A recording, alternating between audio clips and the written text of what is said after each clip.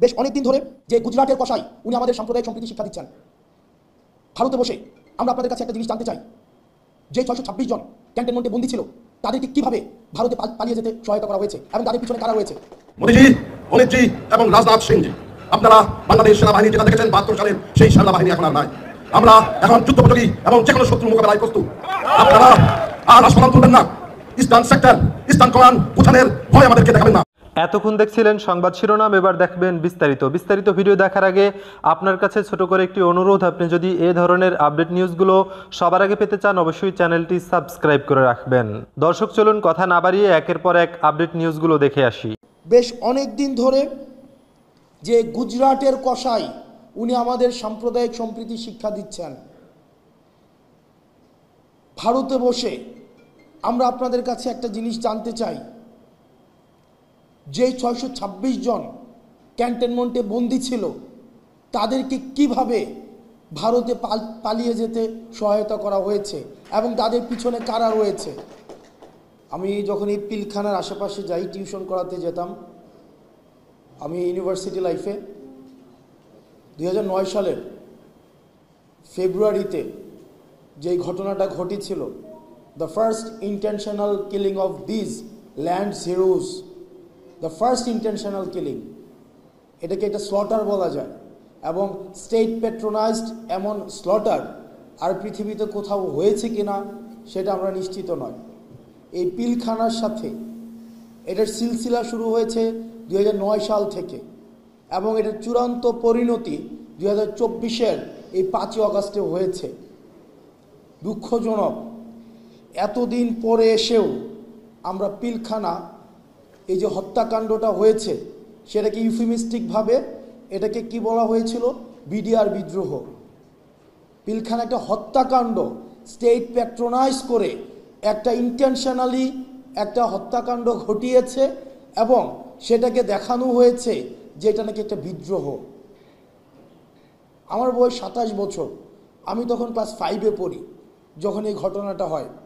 এখনো পর্যন্ত এই যে কফিনের যে দৃশ্যটা আমার চোখে ভাসে, যে নিজের সহকর্মীর কফিনের দৃশ্যটা নিয়ে যাচ্ছে এবং এই মাটির সবচেয়ে কঠিন মনের মানুষ যারা, সবচেয়ে দৃঢ় প্রতিজ্ঞ মানুষ যারা, তাদের চোখ দিয়ে পানি পড়ছে এবং তারা নির্বাক।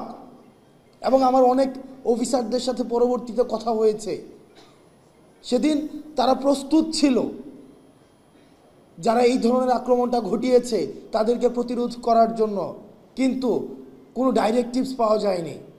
সন্ধ্যা পর্যন্ত অপেক্ষা করতে হয়েছে, কোনো ডাইরেক্টিভস নাই।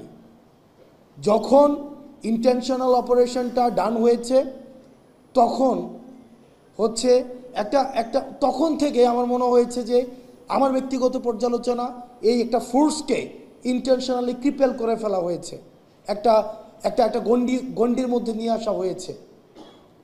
আমি এই পিলখানাতে দাঁড়িয়ে সৃষ্টিকর্তা কবুল করেছে, আমরা যখন আসতাম যেতাম এবং এই চেতনাটা ধারণ করতাম, এই বিচারের কথাটি আমরা অন্তত এটা প্রতিষ্ঠিত করে দিয়ে যাব এবং সৃষ্টিকর্তা এই সুযোগটা হয়তো আমাদের অন্তত বলার সুযোগটি দিয়েছে। আমরা আপনাদের মধ্য থেকে এই দাবিটা আমরা আরও বেশি বেশি চাই, যেন আপনাদের মধ্য থেকে এই জিনিসটাকে আপনারা এমফাসিস করেন। খুব দ্রুততম সময়ের মধ্যে এই পিলখানা হত্যাকাণ্ডের সাথে যারা জড়িত ছিল এবং নিরপরাধ অসংখ্য অফিসার রয়েছে, এতদিন পর্যন্ত যারা কারাগারে রয়েছে, ট্রায়াল অ্যান্ড ইররের মধ্য দিয়ে যাচ্ছে, দ্রুততম সময়ের মধ্যে যেন এই বিচারটিকে নিষ্পত্তি করা হয়। এবং এই আমরা দেখছি যে বেশ অনেক দিন ধরে যে গুজরাটের কসাই উনি আমাদের সাম্প্রদায়িক সম্প্রীতি শিক্ষা দিচ্ছেন। ভারতে বসে আমরা আপনাদের কাছে একটা জিনিস জানতে চাই, যে 626 জন ক্যান্টনমেন্টে বন্দী ছিল তাদেরকে কিভাবে ভারতে পালিয়ে যেতে সহায়তা করা হয়েছে এবং তাদের পিছনে কারা রয়েছে। আপনারা নিজেরাই দেখেন, আমরা এই বিষয়গুলো জানি। এই বিষয়গুলো 5 আগস্ট পূর্ববর্তী পুরো সময়টা আমরা এই ঘটনার একদম সাথে আমাদের সরাসরি সম্পৃক্ততা ছিল। মিড রেঞ্জের যে অফিসারগুলো ছিল এবং সৈনিকরা ছিল, কোর্ট মার্শালকে সামনে রেখে জেনারেলের বিরুদ্ধে গিয়ে তারা ছাত্র জনতার পক্ষে রাস্তায় নেমে এসেছিল। আমরা তাদের প্রতি আমাদের দায়বদ্ধতা অনুভব করি। ইউনিফর্ম পরা যে অফিসাররা রয়েছে, যে সৈনিকরা রয়েছে, আমরা আপনাদের প্রতি দায়বদ্ধতা অনুভব করি।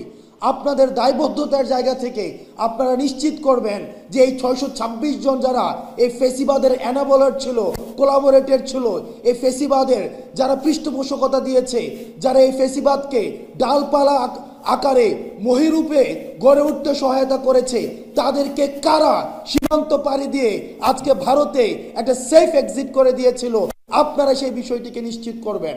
যারা ভারতে চলে গিয়েছে তাদের টাকা পয়সার কোনো অভাব নেই।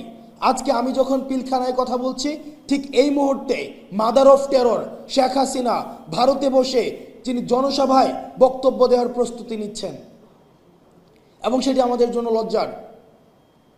আমরা আমাদের জায়গা থেকে আমাদের এই ভোকালটা, এই যে জুলাই মুভমেন্টটা, এই জুলাই মুভমেন্টে 1500-র বেশি যে শহীদ হয়েছে এবং 22,000-এর বেশি যে আহত হয়েছে, এটা যে একটা জুলাই মুভমেন্ট ছিল, কিন্তু আমরা ওয়েস্টার্ন মিডিয়াতে দেখছি, আমরা ইন্ডিয়ান মিডিয়াতে দেখছি কনস্ট্যান্ট প্রপাগান্ডা চালিয়ে যাওয়া হচ্ছে। এটাকে বলা হচ্ছে rise of fundamentalism and just a political upheaval. আমরা আমাদের জায়গা থেকে এই জিনিসটাকে প্রতিষ্ঠিত করতে হবে। এটা শুধুমাত্র পলিটিক্যাল আপহিভাল ছিল না। মোদিজি, অমিতজি এবং রাজনাথ সিংজি, আপনারা বাংলাদেশ সেনাবাহিনী যেটা দেখেছেন 72 সালের সেই সেনাবাহিনী এখন আর নাই। আমরা এখন যুদ্ধোপযোগী এবং যে কোনো শত্রু মোকাবেলায় প্রস্তুত। আপনারা আর আসফালান তুলবেন না। ইস্টার্ন সেক্টর, ইস্টার্ন কমান্ড গুছানের ভয় আমাদেরকে দেখাবেন না। শুধু আমরা সশস্ত্র বাহিনী নই, 17 কোটি জনতা আছে আমাদের সাথে, আপনাদেরকে সীমান্তেই রুখে দিতে। আর বক্তব্য নয়, আমরা আজকে যে জন্য উপস্থিত হয়েছি সেই অনুষ্ঠানে আমরা চলে যাব। আমি একজন মুক্তিযোদ্ধা হিসেবে আমি আপনাদের সবাইকে এবং একজন সামরিক অফিসার হিসেবে আমি আপনাদের সবাইকে আজকের এই অনুষ্ঠানে উপস্থিত হয়ে আমাদের এবং জনগণের সাথে একাত্মতা হওয়ার জন্য অন্তরের অন্তঃস্থল থেকে কৃতজ্ঞতা জানাচ্ছি। সাবেক সেনা কর্মকর্তার বিভিন্ন প্লেকার্ড নিয়ে তারা এখানে রাজপথে নেমে এসেছে এবং তাদের প্লেকার্ডের মধ্যে বিভিন্ন দাবি এবং তাদের যে মেসেজ সেটি কিন্তু প্লেকার্ডের মধ্যে আমরা লক্ষ্য করছি। আমি তো মনে করি আমাদের দেশে কোনো সমস্যা হচ্ছে না। আমাদের দেশে কোনো হাই কমিশনে কেউ অ্যাটাক করে নাই, তাদের দেশে হাই কমিশনে অ্যাটাক হয়েছে, আপনারা সবাই জানেন। তো শান্তিরক্ষী যদি তারা বলে বাংলাদেশে প্রেরণ করার জন্য, আমি তো মনে করি যে শান্তিরক্ষী ইন্ডিয়াতে প্রেরণ করার জন্য, they can't control there mob. Sir, আমরা দেখলাম যে শুভেন্দু অধিকারী তিনি আসলে অখণ্ড ভারতের স্বপ্ন দেখেন এখনো। এটা আসলে বাংলাদেশের সার্বভৌমত্বের উপর হুমকি কিনা? না, আমি এটাকে কোনো হুমকি মনে করি না, কারণ হুইজ শুভেন্দু অধিকারী? সার্বভৌমত্ব আমাদের দেশের জনগণ তারা রক্ত দিয়ে, প্রত্যেকটা ছাত্র জনতা যেখানে রক্ত দিয়ে দেশটাকে স্বাধীন করেছে, ইন্ডিয়ার ইতিহাসে নাই। তারা একটা চুক্তি করে দেশ স্বাধীন করেছিল। আমাদের দেশের আমরা যতবার দেশ স্বাধীন হয়েছে, 71 একবার স্বাধীন হয়েছে, হ্যাঁ, তারপরে পিন্ডির থেকে আমরা দিল্লিতে জমা হয়েছি। এখন আমার দেশ খুব ক্লিয়ারলি দিল্লি থেকে মুক্ত হয়েছে, এবং তাও আবার রক্ত দিয়ে, এক সাগর রক্ত। সো শুভেন্দু অধিকারী কি বলছে না বলছে এগুলো কোনো কিছু যায় আসে না। এগুলো তারা পলিটিক্স করার জন্য, তাদের এই ভোট ব্যাংক বাড়ানোর জন্য।